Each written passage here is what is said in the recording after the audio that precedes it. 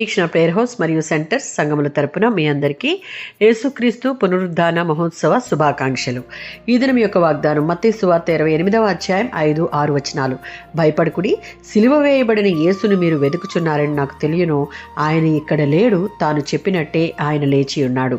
యేసుక్రీస్తు సిలువ వేయబడిన 3వ దినం ఉదయం మరియ మగ్దలేన మరియయు సమాధి దగ్గరికి వచ్చారు. వారి హృదయాలలో బాధ, భయం, అయోమయం ఉన్నాయి. అకస్మాత్తుగా భూకంపం వచ్చింది. ప్రభువు దూత దిగివచ్చి రాయి తొలగించాడు. సమాధి ఖాళీగా ఉంది.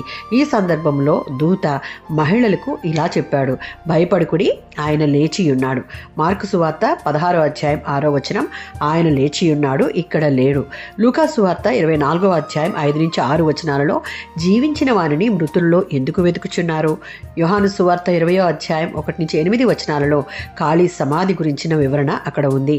మొదటి కొరింథీయులకు రాసిన పత్రిక 15వ అధ్యాయం 3-4 వచనాలలో క్రీస్తు మరణం, సమాధి, పునరుద్ధానం, ఈ వచనాలన్నీ యేసు తన పరిచర్యలో తన మరణం, పునరుద్ధానం గురించి ముందుగానే చెప్పాడు. ఇవన్నీ కలిసి ఒక గొప్ప సత్యాన్ని చూపిస్తూ ఉన్నాయి. యేసు మాట తప్పడు.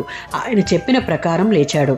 ఈ పునరుద్ధానం మన భయాలను తొలగించి విశ్వాసాన్ని వృద్ధి చేస్తుంది. ఆయన చరిత్రలో ఉన్న వ్యక్తి మాత్రమే కాదు, మరణాన్ని జయించి లేచి ఈ రోజుకి కూడా జీవించి ఉన్న ప్రభువు.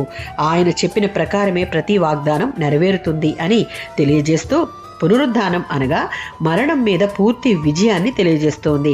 విశ్వాసులంగా మనం దేనికి భయపడకుండా విశ్వాసంలో కొనసాగుతూ మరణంపై విజయం సాధించి పునరుద్ధానుడైన క్రీస్తు నేటికి జీవించి ఉన్నాడని గుర్తెరిగి ప్రార్థనలో, వాక్యంలో ఆయనతో సహవాసం చేస్తూ ఆయన సన్నిధిని అనుభవిస్తూ ఇతరులకు క్రీస్తును పరిచయం చేయాలి.